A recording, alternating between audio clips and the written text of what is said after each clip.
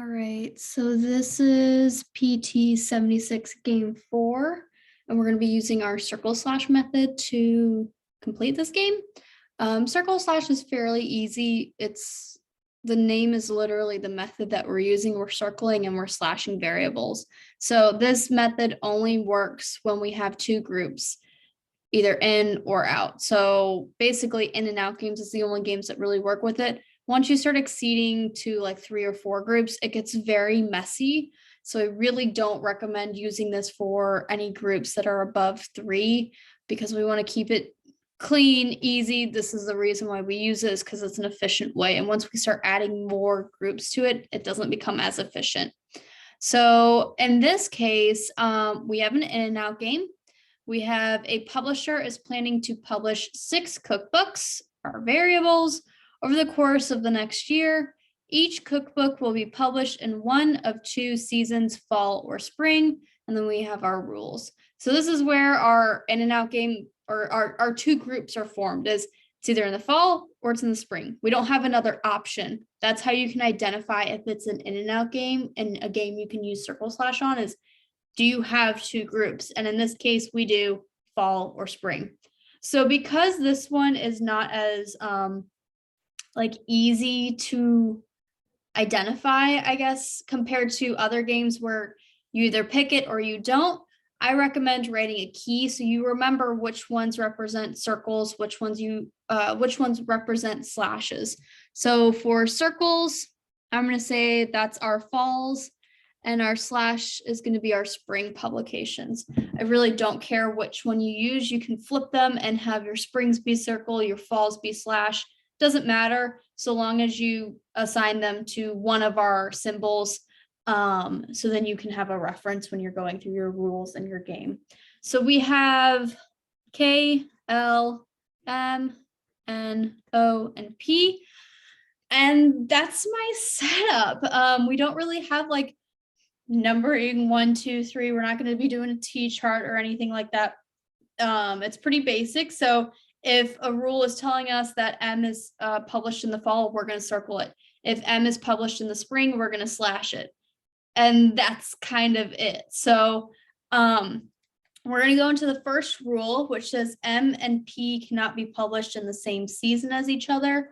So because we have 2 options, either M and P in the fall or M and P in the spring, we're going to make another copy of our variables so then we can solidify that and make sure that we don't have to mentally juggle or keep in our minds what the rules are saying. It's a lot easier when we just put it down on paper, and it takes 5 seconds to do so.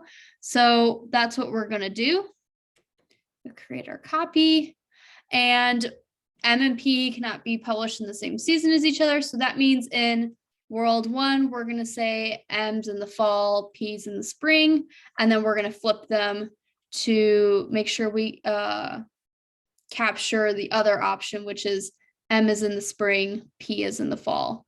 So because there's 2 options that we can have, that's when we're going to split them and put them into our categories. Because it doesn't specify which ones are in the fall, which ones are in the spring. It just says that they can't be in the same season. So we're going to make sure that we separate them. And that's the first rule. Super easy, super quick. Nothing more with that rule. So now we don't have to think about that rule anymore. It's solidified in my diagram, which means we can just move on to the next rule and never have to worry about violating that rule. So our next rule says K and N must be published in the same season as each other. So it's a whole new rule, and we have to make sure our diagrams, all of our diagrams are following all of our rules. So because of that, we're going to have to go back up to our first world and go into our second world and make sure that we add this rule into those diagrams. So within my first world, if we know K and N have to be in the same season as each other, we again only have 2 options for which seasons they go into, fall or spring. So in order to completely eliminate that rule, I'm going to make another copy of 2. An exact copy. So we're going to circle circle M/P. And then we're going to think about how to bake in that rule. So because there's only 2 options, F and S, we're going to have in one of our worlds K and N circled. And in another world, or our copy world, we're going to have K and N slash. Those are the two options for K and N. That's all they can go in. And that's why we're creating it, is so we don't have to think about it anymore. We can just create that copy. So we're going to do the same thing in world number 2. Because K and N are neither assigned, we have no basis for K or N. We're going to make a copy down here of world 2. Because there's either they're circled or they're slashed. So in one of the worlds, we're going to circle them. And in the other world, we're going to slash them. And it really doesn't matter which worlds you're circling, which worlds you're slashing in them, so long as you have it represented. It does not matter if I circle them in 2 and slash in 4, or if I circle them in 4 and slash in 2. Doesn't matter. So now we've fully implemented that rule. We know in every single world where our K and our N's are. So we never have to worry about this rule anymore. We don't have to worry about violating it, basically. It's baked into my diagram to where I will never violate it in the future.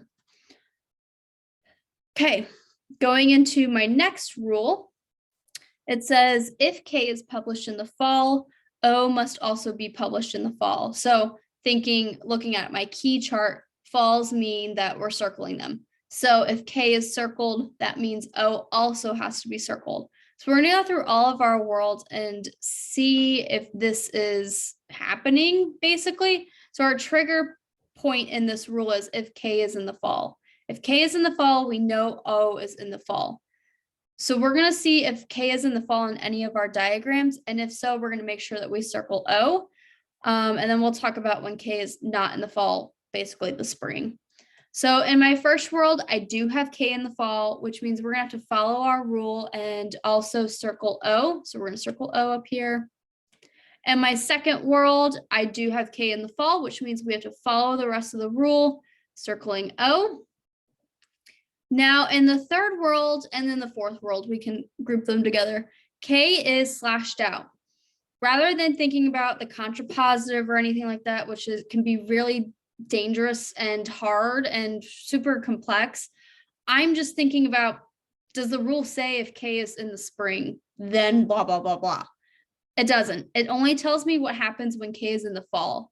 So because there's no rule that says if K is in the spring, da, da, da, da, I don't know what happens to O, because technically there could be the rule that if K is in the spring, then L has to be in the fall. We don't know what happens, what follows after K being in the spring. So in that instance, O can do whatever it wants. It could also be in the fall or it could be in the spring. Doesn't matter. We're not bound to anything. So that's the rule. That's really all we have to do in that world, in that rule, which is really nice. We didn't have to make any copies or anything because we knew where K was in all of our worlds. We had assigned K into all of them. So last and final rule, this game is super quick. If M is published in the fall, N must be published in the spring. So we're gonna do the same thing. M being in the fall triggers N being in the spring. We know what happens when M has to be in the fall, but when M is in the spring, AKA the only other option that M could be in, we don't know what happens. We don't care what happens because the rule doesn't say what happens. We only care what the rules say. So if the rules aren't telling me what happens, my variables can do whatever they want. So if M is in the fall, we're going to look for where that happens. In the first world, M is in the fall. So that means we have to make sure N is in the spring, AKA slash. In this case, we already have N circled. So rather than switching it to a slash or anything like that, we can't force our variables to change. Once we've already put down an assignment on a variable, a circle or a slash, we cannot change it. If we needed to change it, or if there was the possibility that M could be circled and N could be slashed at the same time, we've probably already created that in another world. And in fact, we do have that down here. So we're going to just not force it to fit, and we're just going to say it dies. We cannot use this diagram anymore. It does not follow that last rule. And in order for us to use our diagrams, it has to follow every single rule that we have. So when it doesn't follow even just the tiniest bit of the rule, automatically out. Going into my second world, M is in the spring. And my rule doesn't say what happens when M is in the spring. So N is free to do whatever it wants. It can be in the fall, like I already have, or it could be in the spring. It can do whatever. There's no obligation to put it anywhere. So we're going to leave that as is. In my third world, M is in the fall. So we have to make sure that N is in the spring, which is slashed. And we do have that. So we've already followed that rule. We don't have to do anything else. The rule already applies, which is nice. Next world, number 4 says M is in the spring. My rule doesn't say what happens when M is in the spring. So N can do whatever it wants. We don't really care what happens anymore.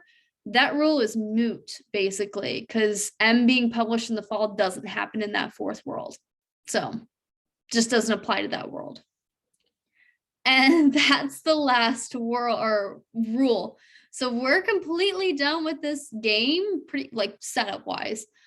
These are the only 3 diagrams that can work in this game. There's no other diagrams that could work in it, which is really unusual. One for being a game 4, but also like you don't see this happen very often where you only have 3 diagrams to go off of.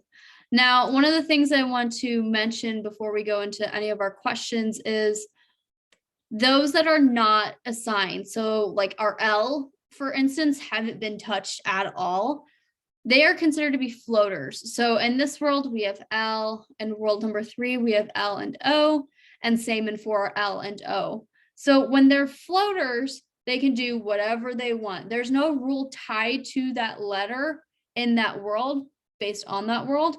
So it can do whatever it wants, not bound by anything. So when we look at our questions and we look for like a could be true or a must be true, or sorry, not must be true, a could be true, we can conform those letters to fit that question. So if it says if N is in, or sorry, if N is in the fall, what could happen? It could be true that L is in the spring or the fall because it's not assigned.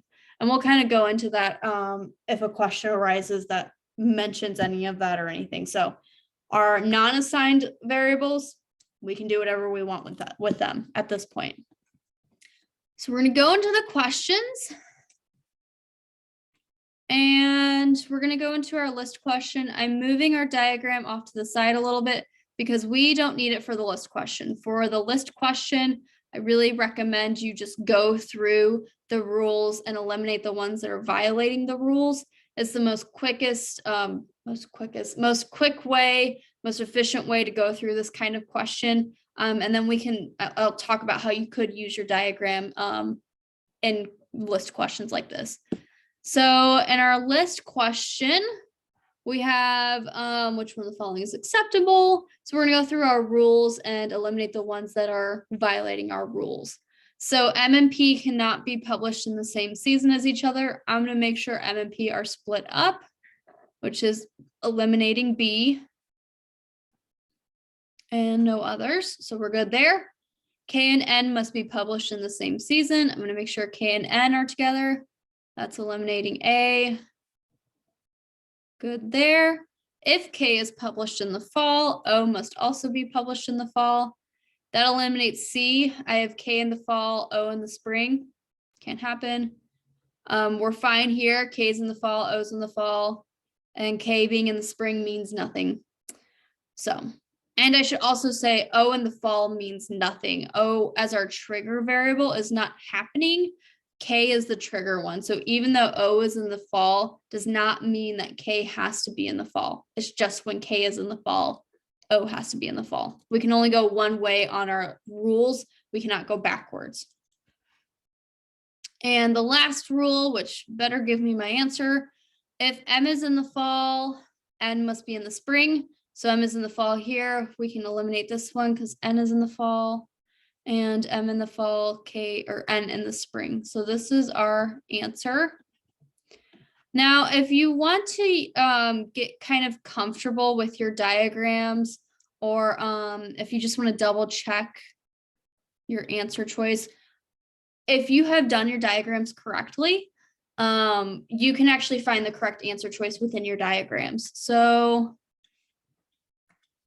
M in the fall, O in the fall. This is happening right here. Like I said, we can conform our variables that are not assigned to fit this. So technically M in the fall, O in the fall, K, L, N, P in the spring. This can be a possible diagram. We can move those unassigned variables into whatever category we want. Okay, next question, maybe. Okay. Next question says, if M is published in the fall, which one of the following is a pair of cookbooks who could be published in the fall along with M? Okay, this is an if question, so it's restricting you to only when M is published in the fall. Think of it kind of like another rule, but it only applies for this question. So when we look at our diagrams, we're going to find the ones where M is published in the fall, which only happens in 3. So technically for this rule, we don't even have to think about 2 or 4. Doesn't mean that they're completely eliminated from the game. It just means that for this question specifically, we can only look at this third one. That's why I kind of recommend not scribbling out your other worlds, because you can still use them in other questions. So M is published in the fall. This is happening in world 3. Which one of the following could be, or sorry, which one of the following is a pair of cookbooks who could be published in the fall along with them? So again, just to remember, fall means circle. So when we look at our rule or our answer choices, we have to make sure that the correct answer choice, the one that we choose, those variables are circled within my third world.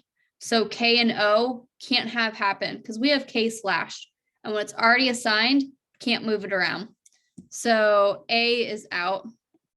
L and N, same thing. N's already slashed, can't be a possibility.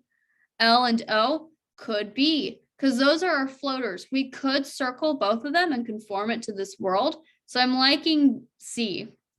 N and P, already talked about N being slashed, and further P is also slashed. So we're looking for circles, remember? So that's wrong. O and P is slashed. We're looking for a circle, so we can cross that off. And this is our answer, L and O. So this is a good example of conforming unassigned variables to fit questions, and answer choices is totally fine. Okay, next one. Next one says, if N is published in the fall, which one of the following could be true? So a if question again. So it's only happening when N is published in the fall, meaning circled. So only when N is circled, that is only happening in my second world here. So we can only use this diagram for our answer or for our question. Which one of the following could be true? We're just going to go through our answer choices and ask yourself, can that happen? Can we make that happen? K is published in the spring. Can't happen. We've got K assigned to the fall. That's wrong. L is published in the fall. Could happen. L isn't assigned, so we could assign it to the fall. So I'm liking that one. M is published in the fall. Can't happen. M is slashed out. It's published in the spring. O is published in the spring. Can't happen. It's assigned to the fall. P is published in the spring. Can't happen. It's assigned to the fall. So our answer choice is B. L is published in the fall.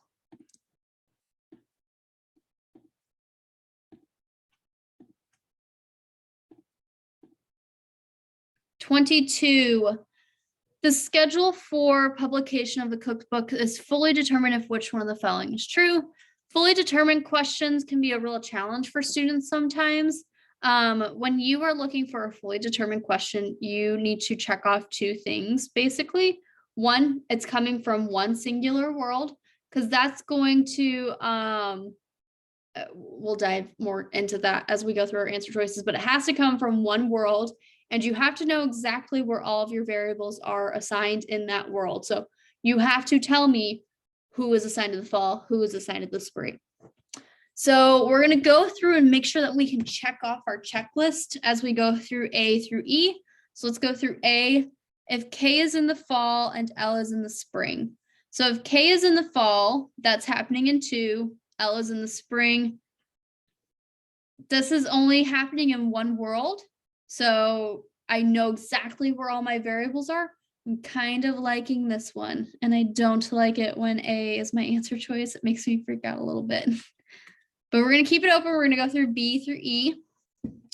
O is published in the fall and P is published in the spring. Okay, so we have O published in the fall.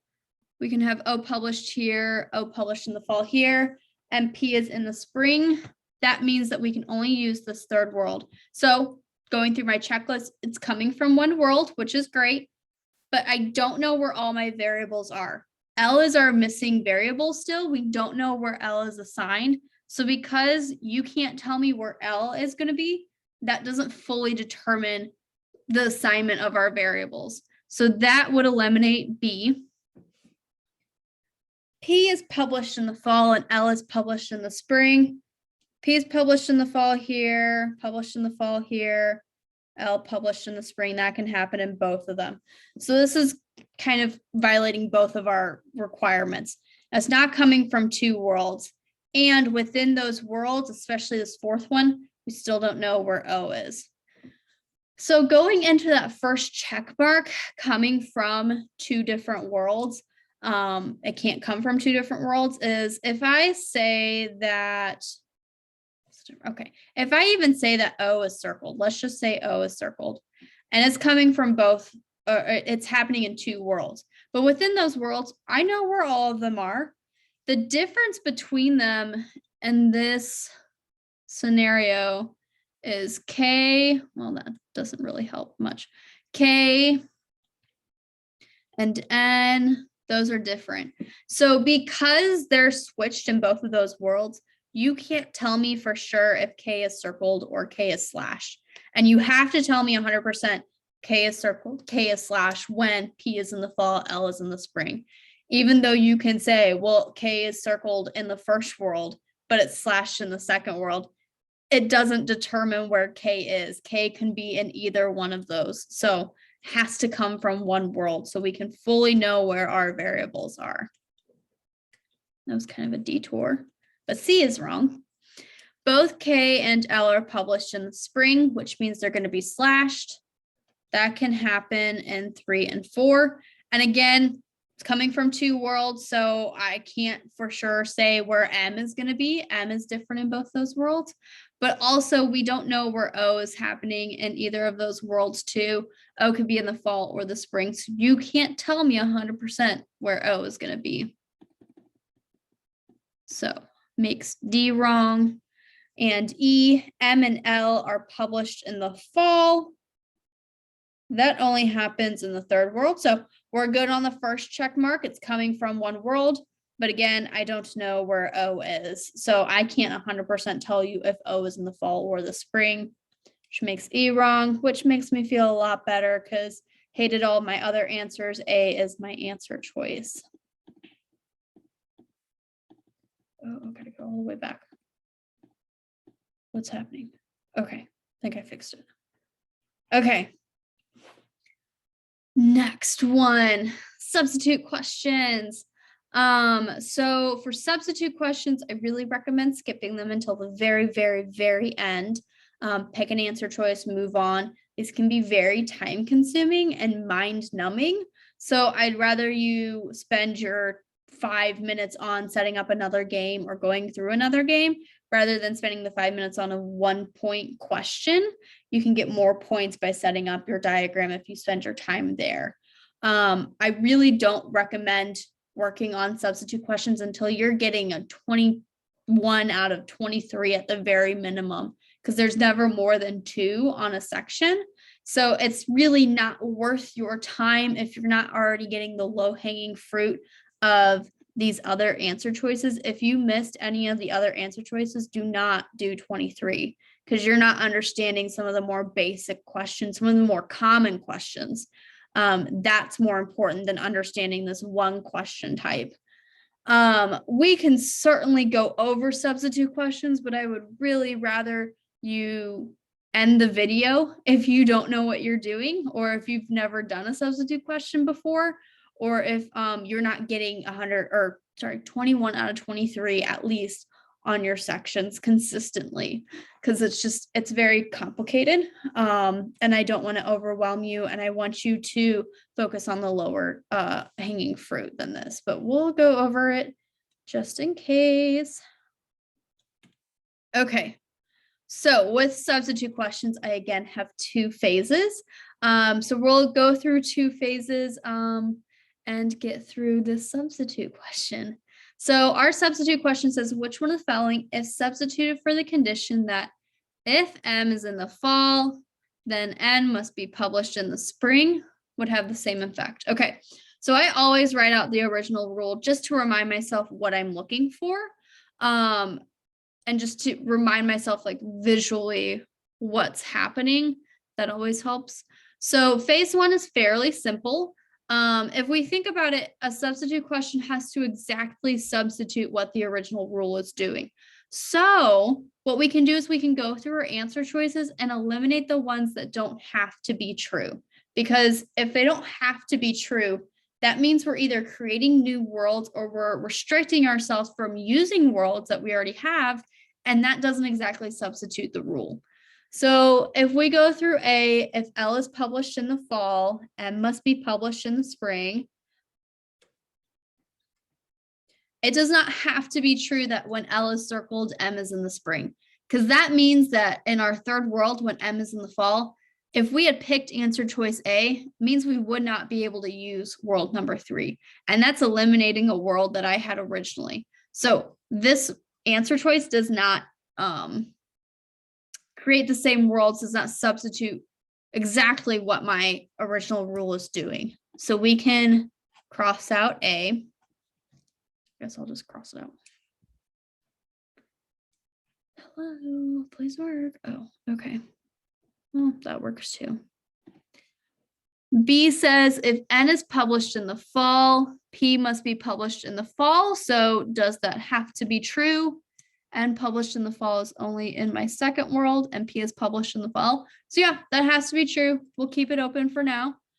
If M is published in the spring, being slashed, P must be published in the fall, being circled, and that does have to be true. It's happening in both those worlds. Keep that one open. If N is published in the spring, M must also be published in the spring. So if N is slashed, M must be slashed. Right? Yeah.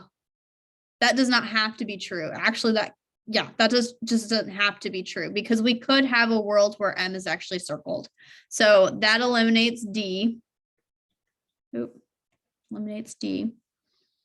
And to further go on to D, if we had picked that as our answer choice, we're basically saying this world cannot exist. So again, it's eliminating that third world, and we need to have all 3 worlds still happening. And last rule, if O is published in the spring, N must be published in the spring. So if O is slashed, N must also be slashed, which does happen in both those worlds. We could slash O here and have N slashed in the others. So that at the very least is probably the easiest part of a substitute question, because at the very least, if you have maybe 2 minutes or even a minute left in your section, you can at least narrow it down to 3 out of the 5 answer choices, and you can give yourself a better chance of getting the correct answer choice. So you can have a 30% chance rather than a 20% chance. So at that point, I would say pick an answer choice, move on, or end your section, whatever that may be. But phase 2 is the part that a lot of students get confused with, and a lot that's mind numbing. So phase 2 is figuring out if the rule is too restrictive or not restrictive enough. It's that fine line area between it creating the original rules as it had created when we created the world, if that makes sense. So even though the reason behind is, even though it might have to be true. So even though B has to be true in our worlds, it does not necessarily mean that it's going to substitute what the original rule does. We're basically trying to think, okay, is this creating what our original rule is doing? So let's start with thinking about what our original rule is actually doing. And that's actually saying that if M is in the fall, N is going to be in the spring. If we think about our contrapositive, which I hate contrapositives, but sometimes it's easy for our substitute questions. If we think about this, the contrapositive of that, we're going to flip and negate it, which means if N is in the spring, then M is in the fall. Basically, they're going to be, I mean, they're not going to be separate from one another, but it has to follow some sort of pattern like this. If M is in the fall, N is in the, or sorry, if M is in the fall, N is in the spring. If N is in the fall, N is in the spring. The other trick to these substitute questions is we have to think about the other rules as well. So if we look at, oh, I'm just going to hide this and this, and I don't have this. Okay. If we look at our other rules, we can kind of see how our M being in the fall and N being in the spring interacts with the other rules. So for example, M is also mentioned in my first rule, and that's M and P cannot be in the same season as each other. So when M is in the fall, that means that we also know that P has to be in the spring. And when M is in the fall here, that means that we know that, I'm just going to kind of write it down here. P is in the spring. So we can't have them have the same symbol at all. So that's kind of good to know. The other rule that kind of involves these two variables is K and N being published in the same season as each other. So if N is in the spring, K is going to be in the spring. And if N is in the fall, K is going to be in the fall. So that's just kind of a good idea to kind of think about because they are interacting with each other. That's how we've built our worlds, is intertwining them. And it's important to look at that. So let's work from our bottom up and just kind of eliminate as we go up. So if O is in the spring, N must be published in the spring. I have a problem with this rule because O, look back at the original rules. O has no connection in my original rules to N or M, really. Like there's no direct connection to it. Just because so thinking about our trigger variables, right? I kind of said earlier when we were going through our rules, just because O is in the fall does not necessarily mean that K has to be in the fall or K has to be in the spring or anything like that. It's not a trigger variable. So O being in the spring doesn't really it just doesn't have a connection to to any of our variables. It's not forcing if M is in the spring, M is in the fall for N to be in the spring. It's actually forcing it as if we're flipping this, O in the spring, K in the fall, which is N in the fall, N in the fall, then M in the spring. There's no connection with M being in the springtime. So if we're only going forward and not backwards, basically this E does not mention what happens if M is in the springtime. I can't formulate my rule on that. So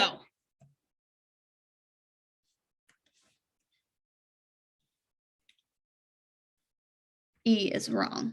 What? Means we're between B and C. So our C says if M is published in the spring, then P must be published in the fall. Okay. So let's think about that. If M is published in the spring, P is in the fall. Oop. Okay. Does that have any connection to M being in the spring or M being in the fall and N being in the spring? Well, we know that M and P can't be in the same season as each other. So really, C is just repeating our rule number 1. If M and P cannot be in the same season as each other, and if we assign M to the spring, P to the fall, it's just repeating rule number 1, which isn't telling us what this last rule is doing. This last rule, basically, if we think about it like this last rule does not repeat rule number 1. If they had put in a rule that repeated another rule, there's no point in putting in that rule. They're putting in another rule because it's adding something to the game.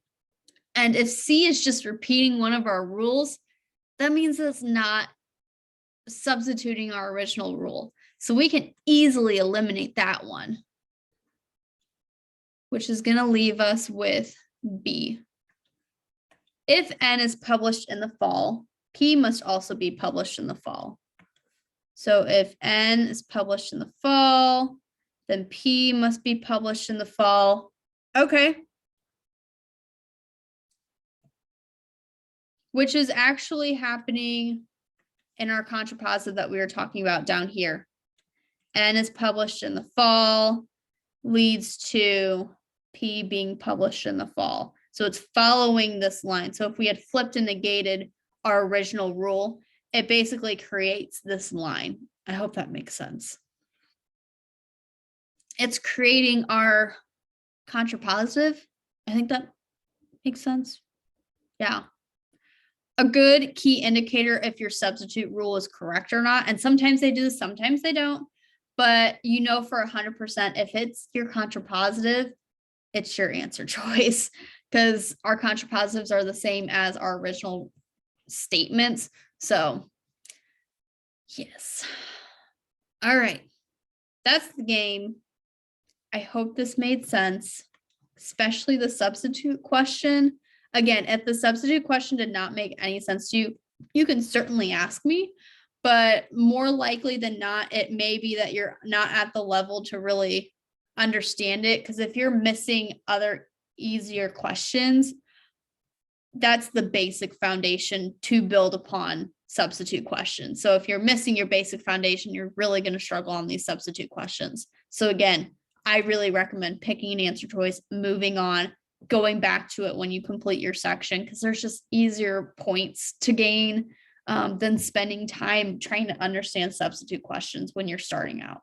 So where'd my thing go? Where'd my thing go? Oh, here we go. Okay.